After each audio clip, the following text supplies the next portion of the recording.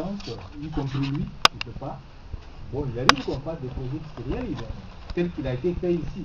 Mais il arrive que le projet soit repris complètement là-bas. Donc on fait ce travail, mais sans être employé. On n'est pas pour ça conventionné par la même, on le fait à la demande des porteurs de projet.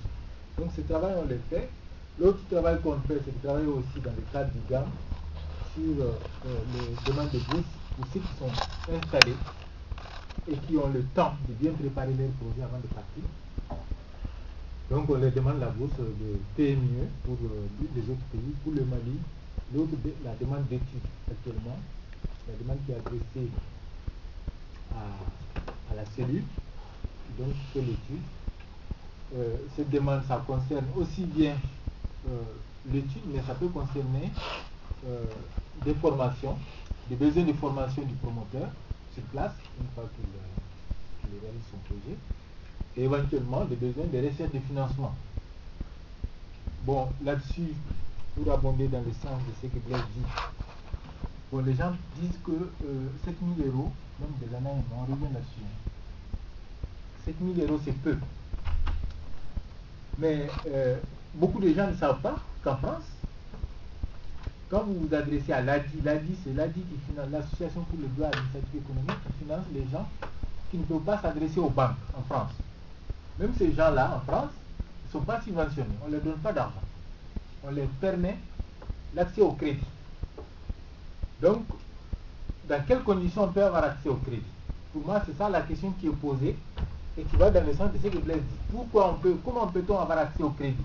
Chacun peut avoir de l'argent. S'il veut avoir accès au crédit, on va lui dire est-ce qu'il travaille, ainsi de suite. Bon, mais il aura du crédit personnel. Mais quand il s'agit d'avoir accès au crédit pour l'entreprise, ça demande d'autres conditions qu'on n'arrive pas à remplir aujourd'hui. Donc, ce qui nécessite éventuellement, on de garantie, ce que fait peut-être Cofidès qui va en parler, il y a cette question qui est posée, qui peut faire l'objet d'une proposition qui va dans le sens de ce que Blaise a présenté. Donc, il y a cette question. Mais pour ce qui concerne l'ANAM, pour revenir à l'ANAM, les 7 000 euros c'est bien, 4 000 ou 3 000, moi je dis même, pourquoi 7 000? Si votre projet ne coûte que 2 000, pourquoi on va vous donner 7 000 euros?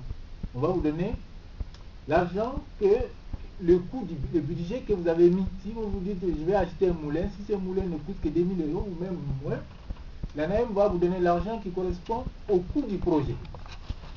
Donc il ne faut pas croire que dès qu'on va faire un projet, on va vous donner 7 000 euros. Ils vont vous donner 7 000 euros, ils vont vous estimer votre projet. Ils vont voir le coût du projet. Bon, Moussa est bien placé pour le savoir parce que c'est eux qui font l'étude là-bas.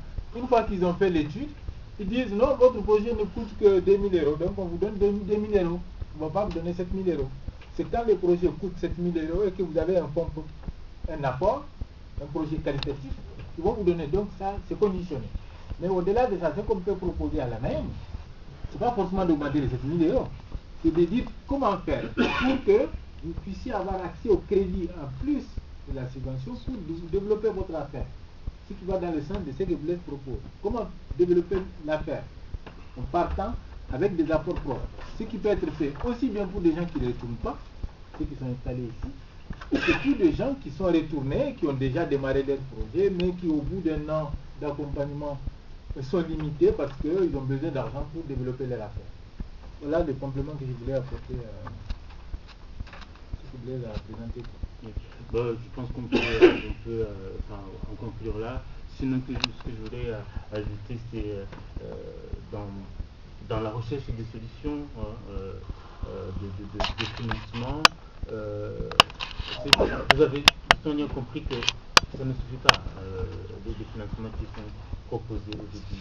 Les dispositifs qui existent ne suffisent pas, il y en a même qui ne fonctionnent pas, comme le programme co-développement.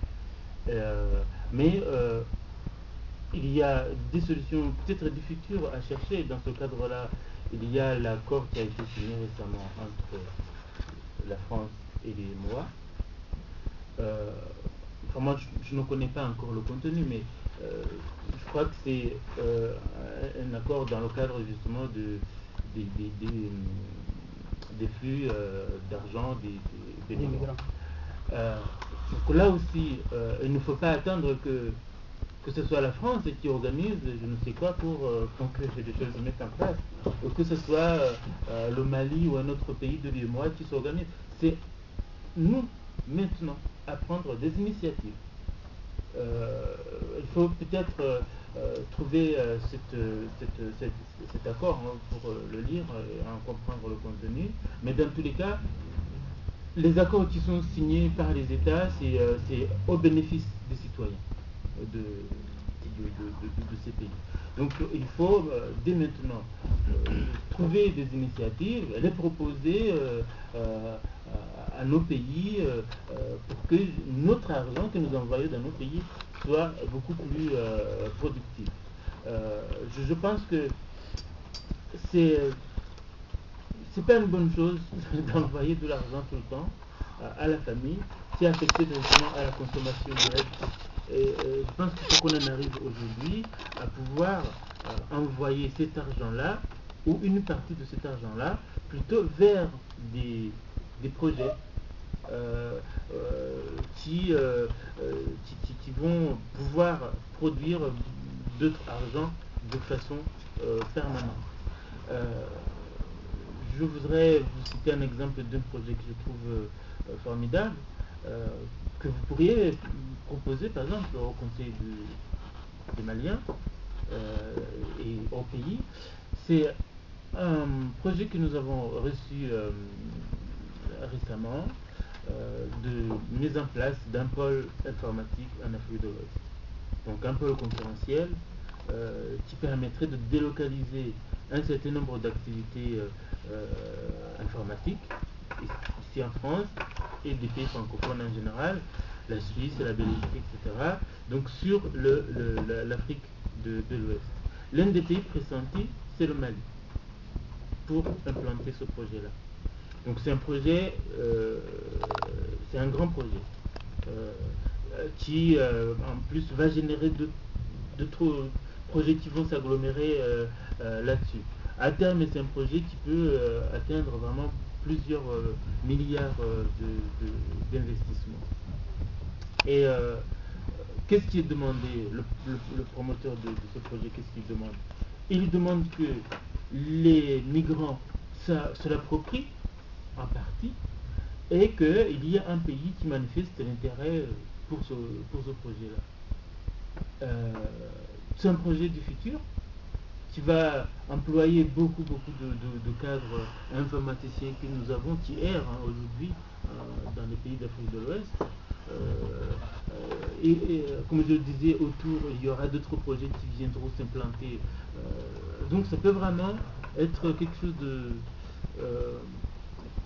dont nous ne saisissons pas aujourd'hui la portée, surtout qu'on est dans un domaine qui va comme ça. Hein.